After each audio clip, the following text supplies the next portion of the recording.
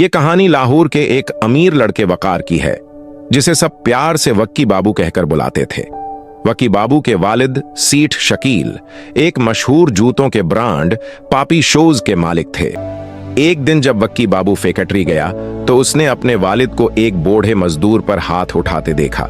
वक्की बाबू ने फौरन आगे बढ़कर सीठ शकील का हाथ पकड़ा और उस मजदूर को बचा लिया। उसे घर और जायदाद से बेदखल कर दिया। अगले रोज उसने अपने वालिद के हरीफ ब्रांड टोनी शूज में नौकरी के लिए दरख्वास्त दे दी और अपनी तमाम जमा पूंजी से एक नया जौतों का ब्रांड लकी शूज कायम किया। इसने अपनी गाड़ी निकाली और अपनी कामयाबी की खबर देने के लिए वालिद से मिलने घर वापस गया। सीठ शकील बहुत बीमार थे।